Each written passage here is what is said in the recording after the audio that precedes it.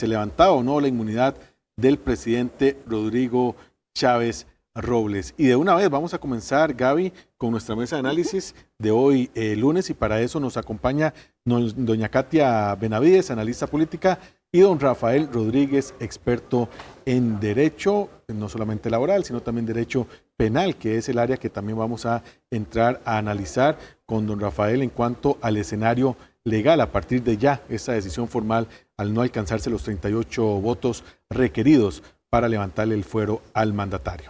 Así es, y es que se mantiene la inmunidad del señor presidente y es lo que queremos conocer a continuación. Don Rafael, que usted nos ayude a entender qué sucede ahora con este proceso judicial, qué es lo que es pertinente a partir de este momento. Buenas noches, muchas gracias por la invitación.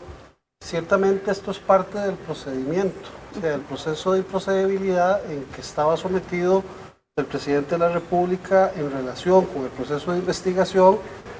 Tenía esta fase por medio de la Asamblea Legislativa para determinar si con los votos requeridos el plenario legislativo le quitaba o no la inmunidad. En este caso, que se ha tomado la decisión por 34 votos en contra y 21 a favor, el mantenerlo con la inmunidad lo que hace es dar continuidad al proceso, pero suspendiéndolo.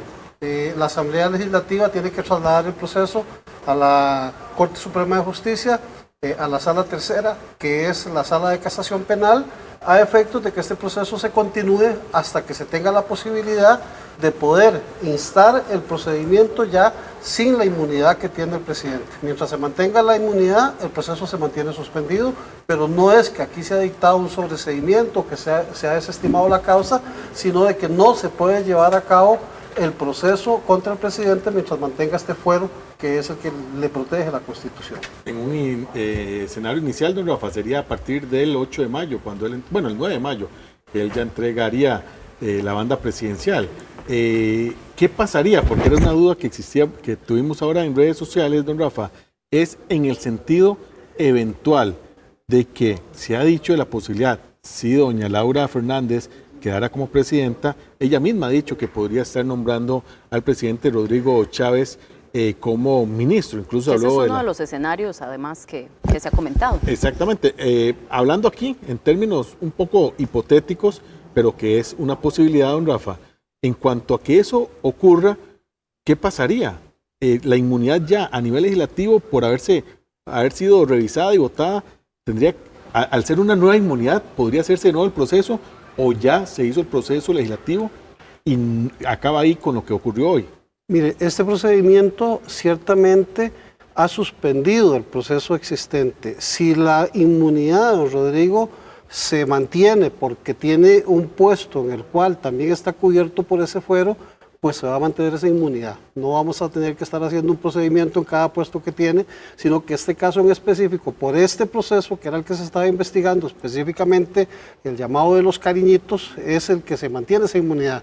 Recordemos que también hay otros procesos que se están investigando en los cuales no se ha formulado acusación y que podría generarse. Si en una eventualidad llegara el gobierno y él llegara nuevamente a un puesto en donde tiene esa inmunidad bajo el contexto de adquirir un ministerio, que es lo que se dice que se le va a ofrecer en el caso de que doña Laura Fernández llegue a la presidencia en las próximas elecciones, entonces se mantiene esa posibilidad de que con el puesto que está adquiriendo, si hay otro proceso en donde se requiere establecer el procedimiento, se podrá establecer, pero en este caso en específico, esa inmunidad se mantiene hasta que él mantenga esa posibilidad de no poder estar sujeto al procedimiento como nosotros los ciudadanos que no tenemos el proceso de inmunidad que le da la Constitución. Y una duda que surge también, comentábamos ahora, es el tema de la prescripción de este caso. ¿Qué sucede ahí? Mire, se ha indicado que en este caso la inmunidad o la situación de la suspensión mantiene también suspendida la prescripción. Esto es por una situación de legalidad. En realidad no es dable de que porque tenga inmunidad entonces va a correr el término de la prescripción. Aquí se suspende durante el tiempo que dure la prescripción. Pero también tenemos que recordar que a partir de mayo se hizo una modificación al artículo 31 del Código Procesal Penal que amplió la prescripción hasta 30 años en este tipo de delitos. Entonces, vamos a tener un amplio espectro de tiempo para que el proceso pueda mantenerse a nivel de el requerimiento que tiene el Ministerio Público para con don Rodrigo, en este caso, y podrá ser procesado cuando ya no esté cubierto por este fuero de protección que tiene. Ya vamos a seguir un poquito más, don Rafa, con ese análisis legal. Doña Katia, usted habló de 34 desde hoy en la mañana en Extra Radio y 34 votos fueron los que se determinaron con el sí, insuficientes al final. En otros expertos hablan de 35, 36, pero al final 34. ¿Qué sabor le deja esta histórica sesión en el plenario? Puesto que al final no hubo sorpresas, pero sí una lectura más allá de incluso el panorama político-electoral, donde pareció más al final una puesta en escena para esos efectos que para propiamente el levantamiento no de la inmunidad del señor presidente. Era algo que no podíamos evitar, ¿verdad? El tener el contexto electoral inmiscuido en medio de una discusión que es la primera vez que se da en nuestro país, una discusión en este sentido. Nunca habíamos visto una votación al presidente de la República para levantarle el fuero. En un caso específico, nos trae a pensar y analizar cómo está nuestro sistema y cómo están los pesos y los contrapesos en el diseño de nuestro sistema democrático. Eso por un lado. Por el otro, sí, lo que me deja a mí es un buen sabor de boca, que entiendo que mi bolita de cristal sigue conectada, estaba bien conectada a internet, de pensar en los 34 como el número que iba a tener, que son 34 votos, no se llegó a los 38, pero estamos sumando voluntades de diferentes fracciones legislativas que están dando un mensaje importante. No lograron el objetivo de esas fracciones o esa oposición, pero sí estaban diciendo, si hay un mensaje claro que hay que entender, que eran 34 legisladores que se ponen de acuerdo y dan, no construyeron la viabilidad política que se ocupaba, pero sí dan una respuesta importante a lo que también necesitaban. Y bueno, y don Kenneth, estuvimos en la tarde dándole seguimiento de primera mano, viendo los discursos, el relato y la narrativa que nos dan. Nos llamó poderosamente la atención ver a 3 candidatos a la presidencia que ocupan curules hablando casi uno después del otro, y tener en cuenta que estamos inmiscuidos ya, a pesar de que no ha iniciado la campaña electoral de manera formal, ya estamos dentro de la discusión electoral. Escuchamos afirmaciones bastante fuertes de don Fabricio Alvarado en relación a no ponerle la atención ya al presidente, sino a ponérselo a la campaña electoral y no perder el foco.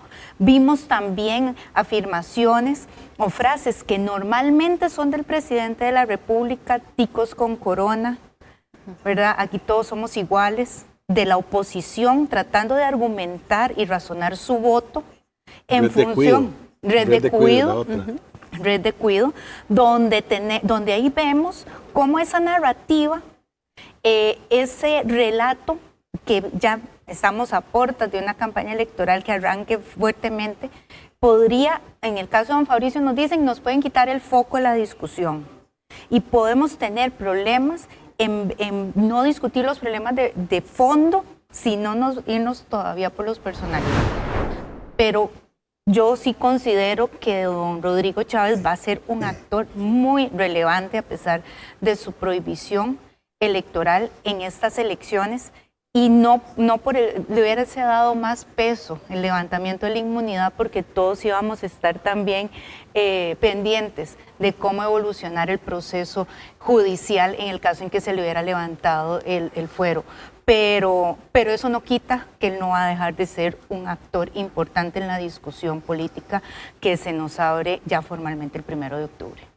Y hablando justamente de esta discusión política, llama mucho la atención también cómo quedan los partidos políticos después de esta discusión, y creo que no podemos dejar de mencionar el caso de la Unidad, el Partido Unidad Social Cristiana, que hoy se vio una fuerte división, ¿verdad?, entre el candidato y la fracción. Justamente, no sé si podemos ir a ver la reacción del señor Juan Carlos Hidalgo, quien dio unas declaraciones también posterior a lo que sucedió, y conversar luego con doña Katia de un poco la reacción y la división también de esta decisión que se tomó hoy en la Asamblea Legislativa.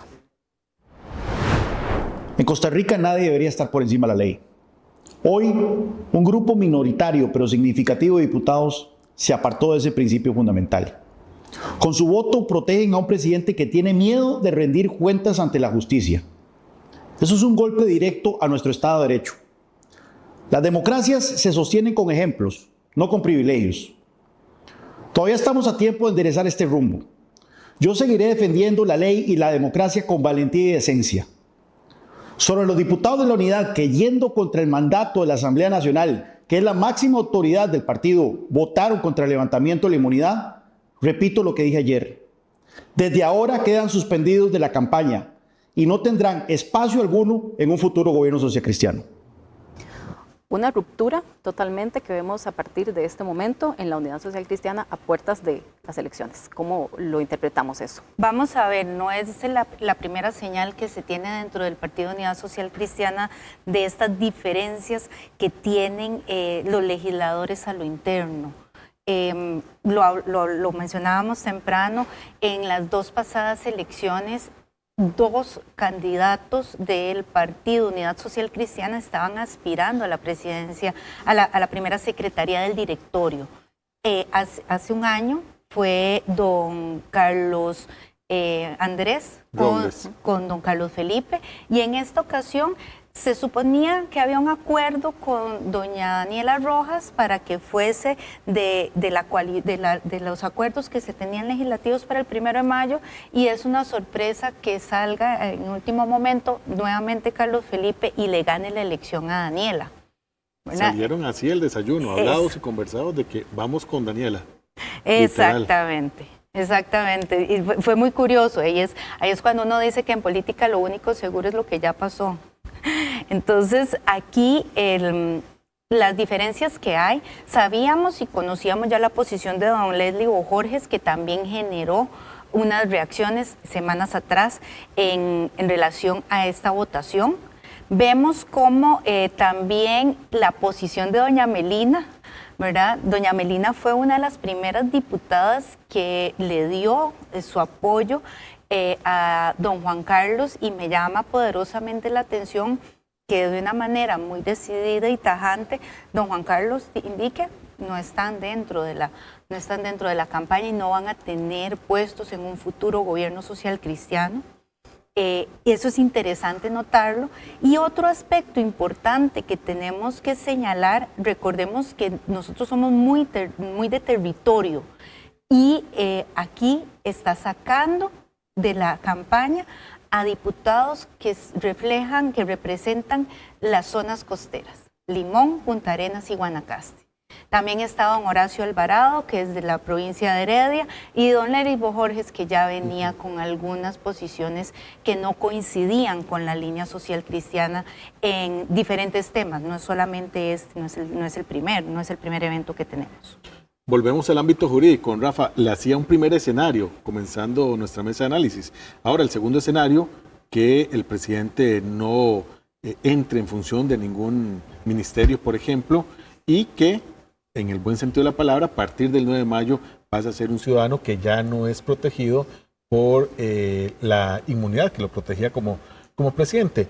El proceso legal, ¿cuánto cambia? Ya no sería propiamente, como si es en este caso obligado el fiscal don Carlos Díaz a ser el encargado de dirigir y encabezar la investigación, o ya pasaría a otra fiscalía, a otro ámbito dentro del Ministerio Público. ¿Cómo se manejaría? ¿Cómo sería ese cambio a nivel jurídico?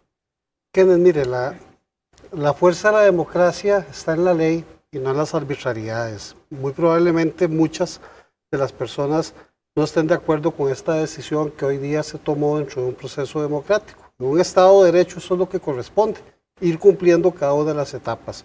Si a partir del 8 de mayo del año 2026 don Rodrigo no tiene inmunidad, pasa a ser un ciudadano común y corriente. común y silvestre, decimos nosotros, y entonces este proceso pasa a la jurisdicción penal que corresponde. Pasaría a la Fiscalía de Probidad, la Fiscalía de Probidad con el fiscal a cargo, ya no con el fiscal general, instruye el proceso y él tendrá que ver el proceso como cualquier ciudadano. Ya aquí no goza de ningún tipo de beneficio. La situación se genera mientras él mantenga el fuero o no mantenga el fuero, la posibilidad de que tenga, digamos, el fiscal general esa condición de él como un ministro o como el presidente de la República hoy día. Pero si no se tiene la inmunidad y si él no está cubierto por el fuero, pasa a ser como un proceso normal. Es en donde seguirá el procedimiento, se le llamará para indagarle dentro de lo que viene en el procedimiento de la causa, tendrá derecho a que él ofrezca prueba, puede ofrecer prueba para que dentro de ese proceso de investigación se genere algún tipo de investigación a partir del momento en que se hace la indagatoria y se volverá con la acusación para que sea un juez de Hacienda, en este caso, que es un proceso contra un funcionario público, lleve el procedimiento respectivo y determine si esa acusación tiene esos elementos suficientes que se decían, nos dan la posibilidad de subir el proceso a la segunda etapa o a la etapa final, que es la del plenario, la del juicio, y ahí pues será sometido al procedimiento respectivo. Mientras mantenga el fuero, no vamos a poder, en esta causa en específico, llevarle a él al procedimiento, pero si ya no hay fuero, regresa a la jurisdicción normal, ordinaria, para que sea juzgado en esa jurisdicción. Oh, yo tengo una pregunta, ¿se la puedo hacer? Adelante, por favor. Me quiero abusar. ¿Qué pasa en el caso de don Jorge Rodríguez Vives, que renunció a su fuero? Él se tiene que esperar a que el presidente de la República pueda, o sea, que don Rodrigo Chávez, ya sin la investidura del presidente, se pueda iniciar el juicio, o con él se maneja un procedimiento aparte. Mire, yo creo que hoy no vimos que se hablara de don Jorge Rodríguez. Sin embargo, el procedimiento era de los dos. El levantamiento de inmunidad gestionado por la Corte Suprema de Justicia era contra el ministro y contra el presidente. A pesar de que el ministro renuncia a su inmunidad, tiene necesariamente la Asamblea que autorizar ese levantamiento de la inmunidad, y en este caso pues podríamos decir que en un combo se votó por ambos, y entonces en este caso él mantiene esa inmunidad que tiene ahorita, porque no se le ha levantado, bajo el contexto de que no tenemos un levantamiento de la inmunidad por parte del Congreso. Se hizo una votación de acuerdo a la gestión que hizo la Corte Suprema de Justicia, el levantamiento de la inmunidad para el presidente de la República y para el ministro de la Presidencia, en este caso, el ministro de Cultura, en este caso, don Jorge Rodríguez, y a pesar de que él renuncia, se requería esa autorización del Congreso. Es lo mismo que hubiera sucedido si don Rodrigo hubiera gestionado o hubiera renunciado a esa inmunidad. Más bien aquí el hecho de que él no renunciara fue lo que hizo que se tuviera que someter a votación y que se diera todo lo que hoy vimos en la Asamblea Legislativa en relación con los discursos que han habido, pero sí se mantiene en este caso la inmunidad de don Jorge. Y otra pregunta que también nos hacemos, veíamos en las encuestas hace algunos días que la popularidad del presidente se ha mantenido alta, pero la pregunta ahora es, ¿cómo sale el presidente después de este procedimiento, después de haber pasado por este proceso, si esto más bien lo ha fortalecido en su imagen?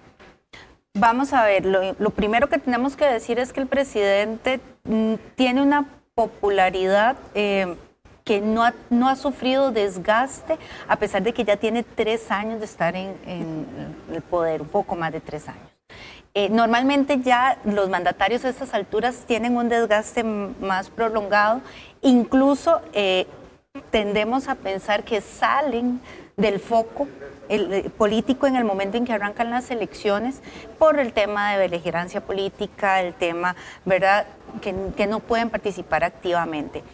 En este contexto, el presidente no ha caído a los niveles que han caído otros mandatarios, pero vemos, y tenemos que analizarlo desde la coyuntura total, cuando analizamos datos también de informes que nos indican cómo está la población en relación a este tema, estamos hablando casi de un 50-50, si estamos dentro del margen de error.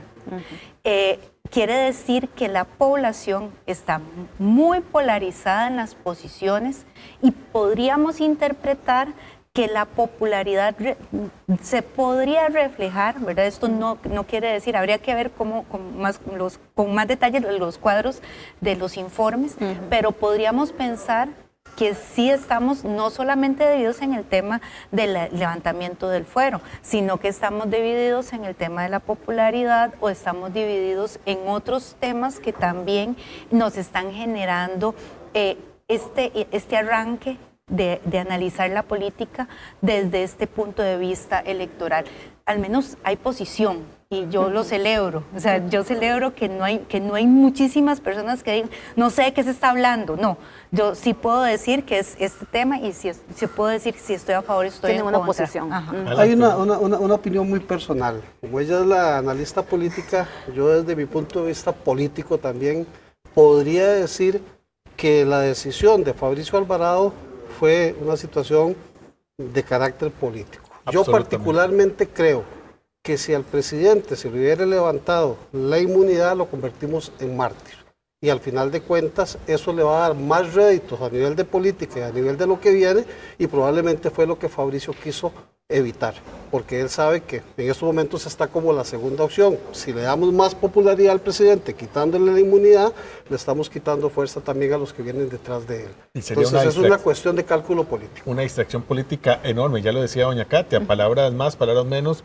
Don Fabricio dijo hoy en su interlocución, no hay que poner los ojos sobre Rodrigo Chávez Robles en todo lo que se viene. O sea, como tratemos de enfocarnos en lo nuestro, en la campaña electoral que se viene. Ya doña Katia también lo decía y muy interesante, don Rafa, porque todos tenemos alguna posición, algún análisis de todo esto, y esto es precisamente lo que buscamos también en Mesa de Análisis. Vamos a aprovechar, vamos a escuchar declaraciones de diputados del Frente Amplio, que una vez concluida esta sesión del plenario histórica, pues también nuestro compañero Gustavo Castro tuvo la oportunidad de conversar con algunos de ellos. Bueno, Chávez primero es un presidente más de estos que tienen la corona suficiente como para hacer y deshacer en este país, pareciera, y la inmunidad política que no la goza nadie más que no sea una persona que ocupe uno de los tres poderes de la República, Poder Judicial, Asamblea Legislativa o diputados o presidente de la República. Entonces queda en evidencia que Rodrigo Chávez es uno de esos más, uno de los intocables en este país, otro al que no le llegará la justicia pronta ni cumplida a pesar de que se quiere investigar por casos de corrupción. Lo que el pueblo de Costa Rica precisamente quiere es no seguir en la historia de impunidad. El argumentar que es que antes otros corruptos les dejaron ir es razón para no iniciar un proceso en el momento en el que está listo. Nos parece que es un argumento absolutamente ilegítimo, es un argumento flojo, es un argumento politiquero.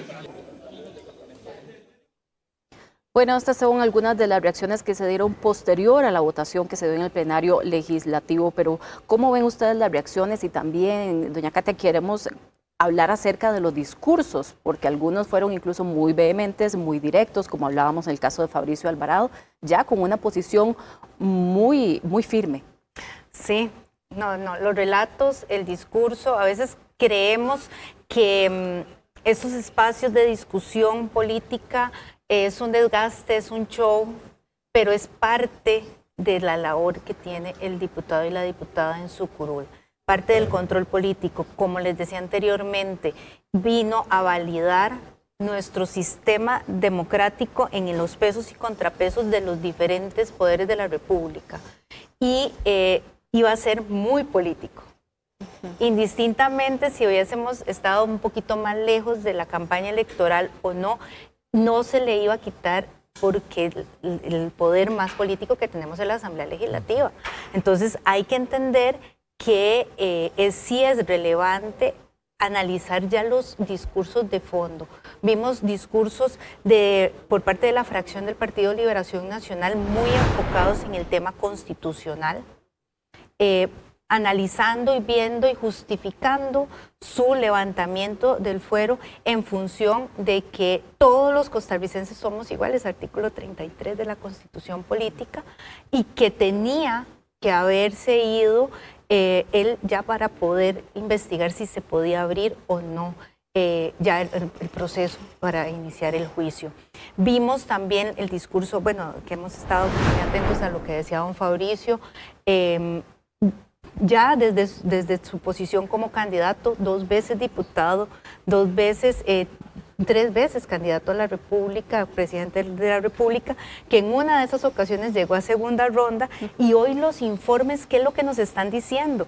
Nos están diciendo que es el que va de segundo, que es el que tiene en este momento probabilidades de ir a segunda ronda con una candidata que refleja la continuidad del gobierno.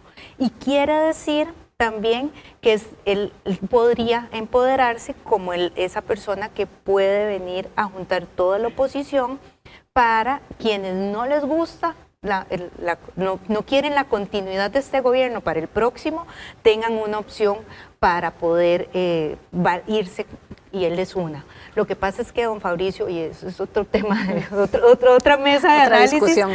Sí, ya tiene bastante conocimiento en la población, y entonces ahí decimos que ahí el techo está un poquito más alto. Precisamente, doña Kate, porque cada narrativa discursiva en las fracciones fue muy diferente.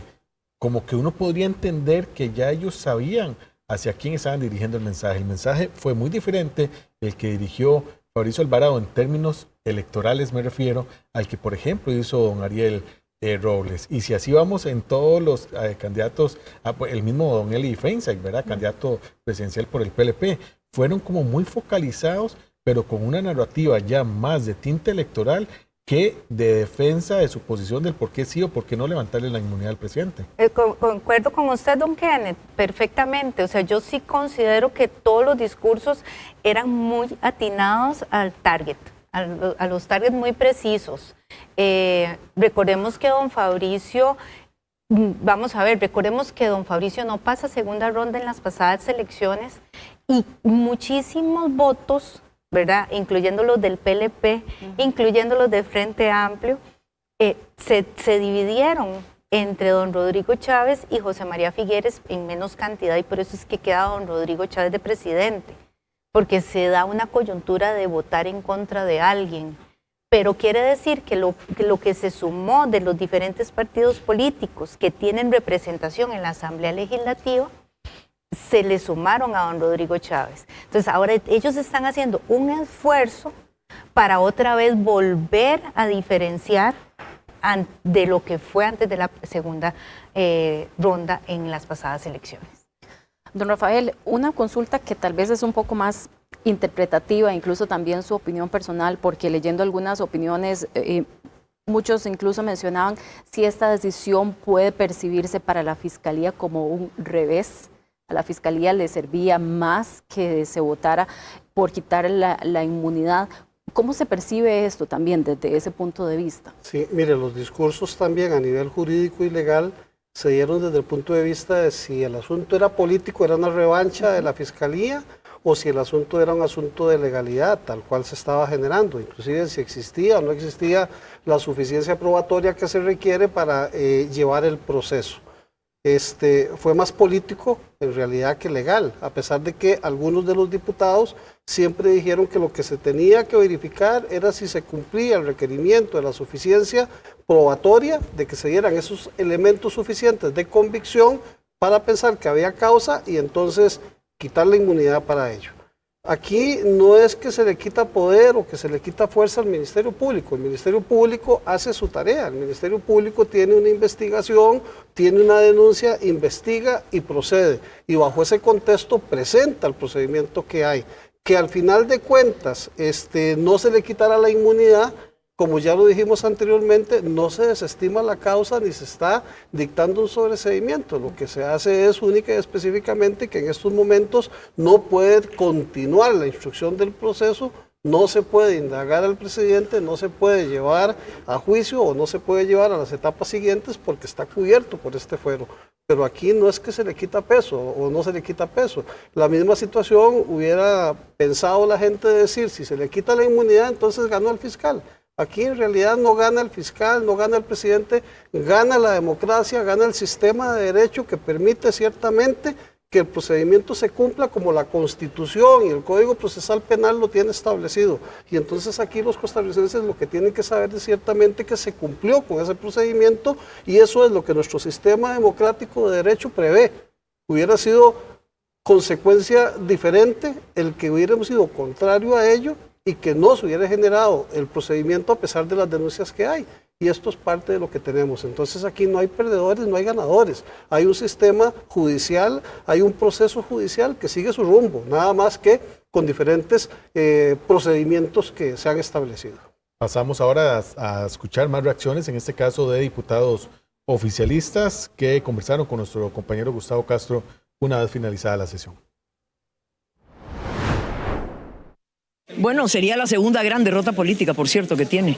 Esta es la una. Y la otra es cuando se encaprichó en que había que votar la renuncia de Stefan Brunner. Se llevó la regañada del Tribunal Supremo de Elecciones, se llevó una regañada de un montón de juristas que le dijeron, ¿sabe qué? Usted no sabe ni de lo que habla. Así que es la segunda que se lleva en muy poco tiempo. ¿Por qué? Porque está cegado por ese odio político que le tienen a Rodrigo Chávez. Qué pena. O sea, la política no debería ser odio, ni debería ser cegarse. Y yo agradezco sobremanera también el apoyo de esos 21 diputados a la decisión en contra de levantar el fuero del presidente.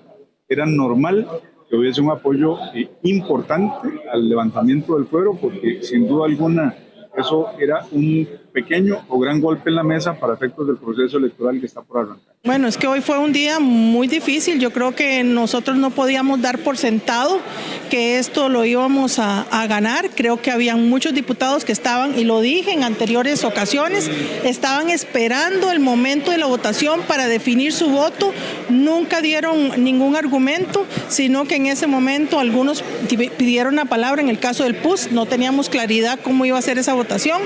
Y creo que al minuto nos fuimos dando cuenta de que efectivamente teníamos 21 votos a favor. Bueno, y tenemos más reacciones también de otros candidatos que queremos verlos de una vez para poder comentar luego más adelante cómo fueron esas reacciones que tuvieron después de la votación.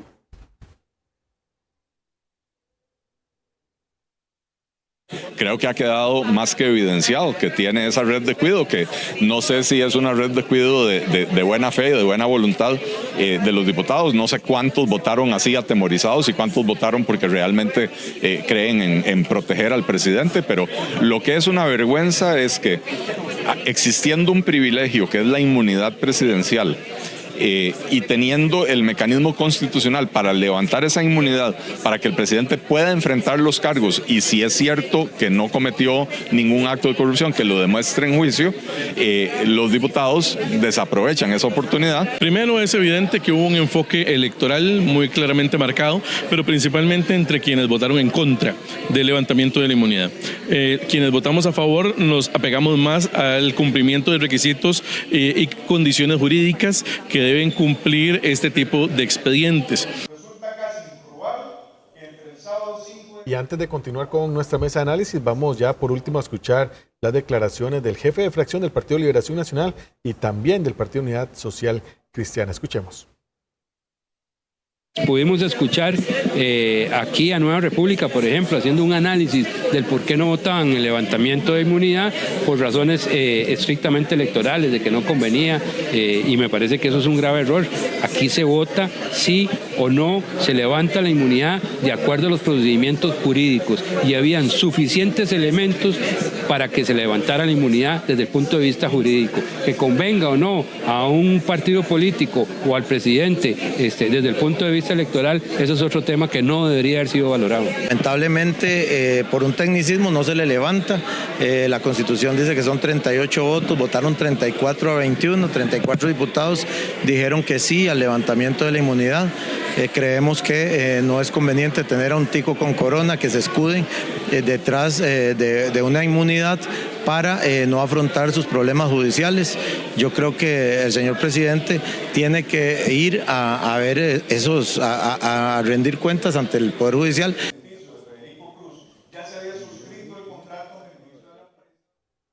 Interesante el término tecnicismo que usa el diputado Alejandro Pacheco. Entonces, de una vez nos surgió la duda, ¿tecnicismo en qué? En que no debió haber sido 38, sino 29 votos, o el tema de no una mayoría absoluta, sino una mayoría al momento de la votación, que eso sí le hubiera dado al levantamiento de la inmunidad hoy. Recordemos que cuando hablamos de mayoría calificada, porque son temas muy puntuales que están en la Constitución, tiene que ver con proyectos que tienen empréstitos, tratados de libre comercio, reformas a la Constitución, requieren una mayoría calificada, que es este número mágico de 2/3 partes, que son 38 votos. No es, yo le entiendo a don Alejandro que es un tecnicismo por el hecho de que no pasó a pesar de que había mayoría, porque no se llegó al 238. Y ahí yo sí lo entiendo que tiene que existir este 38 como el número mágico para darle respaldo a la decisión política. Entonces es para validar esas posiciones. Pero como lo dice él, así está contemplado en la Constitución. Es la trascendencia de lo que se está discutiendo. O sea, estábamos discutiendo si se le quitaba la inmunidad al presidente de la República, y la Constitución o los constituyentes en el 48 establecieron con claridad de que se requería este tipo de votación por la trascendencia que por sí misma conlleva el quitarle la inmunidad al presidente de la República y buscar ese consenso superior ante los 57 diputados y los 38 que se necesitaban. Entonces, no es en realidad un tecnicismo, sino es algo que ya se prevé bajo el contexto de la trascendencia que tiene el acto por sí mismo. En este contexto que tenemos a partir de este momento, ¿cómo ven ustedes que nos recibe a pocos días de empezar la campaña electoral oficialmente, verdad? ¿Llega a calmar las aguas esta decisión? Como bien ya lo ha explicado don Rafael, desde el punto de vista legal ya hay una disposición, ¿verdad? Pero a nivel político, ¿cómo nos recibe? ¿Cuál es el panorama? Yo creo que no. Hay división, hay polarización. Hay una polarización muy evidente en la población. Por dicha, podríamos decir que se supera la discusión, pero se supera el tema, pero van a haber otros temas que van a venir a ser parte de la dinámica. Y aquí podríamos traer varios. Es que escuchábamos, digamos, a doña Pilar Cisneros una vez más ¿verdad? Con estas diferencias que ellos mantienen con el señor Rodrigo Arias. Entonces se mantienen las discusiones de fondo por las que se han venido a lo largo del año discutiendo. Muchos estábamos preocupados en qué iba a hacer, digamos, los seguidores de don Rodrigo si ciertamente se le quitaba el fuero, porque inclusive algunos hablaron de tomar acciones en contra de la Asamblea Legislativa. Veamos lo que pasó en Perú últimamente, o lo que pasó en Ecuador y en Bolivia en relación precisamente con este tipo de situaciones. Entonces, esto yo diría que baja un poquitito las aguas de la situación en contra de lo que podía estar pasando en relación con lo que se decía de que no se le tenía que quitar al presidente la inmunidad, de que no estaba solo, que esto era parte de lo que el pueblo quería. Ahora, cada uno de los actores políticos, yo digo que tomarán para su saco y echarán lo que corresponda. Yo pienso que algunos más bien van a tomar partido de esto, haciendo mención ciertamente de que el presidente, teniendo la posibilidad de demostrar que es inocente de una manera sencilla, llevó a las últimas consecuencias del proceso al punto de que no renuncia a su inmunidad y no es desaforado tampoco. Y entonces esto es parte de lo que se puede aprovechar. Y como dije, es cálculo político. Cada quien sabrá hacia dónde va a sacar ahora sus esfuerzos para decir si era o no era conveniente que se le quitara la inmunidad, si era o no era conveniente renunciar a esa inmunidad. Vean lo que pasó con el señor ministro de Cultura, don Jorge Rodríguez, renunció a su inmunidad diciendo: no tengo nada que ocultar, soy inocente y voy a demostrarlo. Y esa misma posición podrían tener también las otras partes de decir, si no tenía nada que ocultar, ¿por qué no se sometió al proceso como cualquier ciudadano? Don Rafa, yo no puedo, tengo muchas ganas de preguntarle la siguiente consulta. Usted, habiendo sido el defensor del presidente Chávez, así como lo hizo su colega José Miguel Villalobos, ¿esa hubiera sido su recomendación? No decirle no a la inmunidad para ver este proceso, entendiendo todo también la perspectiva política que eso implicaba. Mire, yo pienso que si la persona tiene derecho a defenderse, la decisión a veces viene de la recomendación del abogado y viene de la misma posición política que se tenga. Particularmente, si yo no tengo nada que ocultar, si estoy efectivamente considerando que no soy responsable y que las pruebas no son ciertas o no son válidas, pues hubiera sido de mi parte más recomendable haberle dicho sométase al proceso y renuncie a la inmunidad, para que entonces el pueblo comprenda de que no se está ocultando nada, de que ciertamente hay inocencia. Pero la decisión que toma don José Miguel es muy respetable. O sea, cada uno de los abogados tenemos la posibilidad de decir cuál va a ser nuestra teoría del proceso, cómo vamos a defender y cómo lo vamos a hacer. Si usted me dice a mí que el discurso que dio José Miguel estaba sustentado de manera adecuada, podría decirle que ahí sí tengo una discordancia. Hay una serie de falacias que se dieron en la forma en que se hizo el proceso que no debería haberse dado de esa manera. Es una consideración propia técnica de cómo se resolvió el proceso, por lo menos la defensa a nivel del plenario, para decir si había o no había prueba. Es que ese no era el juicio, ahí era si procedía o no procedía efectivamente el desaforar, pero no venir a hacer una valoración de prueba que es propia del procedimiento. Entonces ahí sí creo que hubo una técnica, por lo menos de la praxis que él utilizó, en la que yo no estoy de acuerdo. Incluso de adelantar criterio o adelantar defensa, me pareció. Podría exactamente soltar lo que yo tengo. Yo no tengo que ocultar nada en la defensa. Si yo tengo claro cuál es mi prueba y cuál es la que voy a ofrecer, pues la ofrezco. Pero es que ese escenario no era el propicio para ello. ¿Qué era lo que se buscaba? Que la ciudadanía creyera de que no había, y tratar de hacer un juicio político desde ese punto de vista para ganarse por lo menos la creencia de que los ciudadanos pensaran que la prueba no era suficiente, de que había una cuestión de carácter político y de que esto no tenía, como decían ellos, ni pies ni cabeza, decía doña Pilar. Entonces, en este caso, ahí sí creo que la situación era diferente. Pero, al final de cuentas, es una cuestión meramente de cálculo político todo lo que se hizo. Muchas gracias a ambos. Nos queda un minutito ya para ir cerrando, pero queremos, por favor, que nos regalen un análisis, un pequeño balance, resumen, incluso un mensaje, ¿verdad?, de cara, doña Katia, al proceso electoral que ya estamos oficialmente dentro de pocos días a iniciar. Bueno, que nos pongamos todos muy serios y responsables en analizar los temas que se vienen para esta campaña electoral. Y creo que los medios de comunicación tienen una responsabilidad muy importante. Hay temas que nos afectan todos los días a nosotros. Y si volvemos las discusiones, en eso yo soy muy optimista, en cómo vamos a resolverlos como país, creo que podemos salir y mejorar la calidad de vida de todos y todas, porque lamentablemente a veces nos focalizamos solo en detalles o quieren que le pongamos atención a otras cosas que no vienen a ser tan relevantes en la discusión en esos momentos, y viene a generar un desenfoque en lo que realmente estamos buscando. Tenemos que ser muy responsables en la discusión política que se viene en los próximos meses.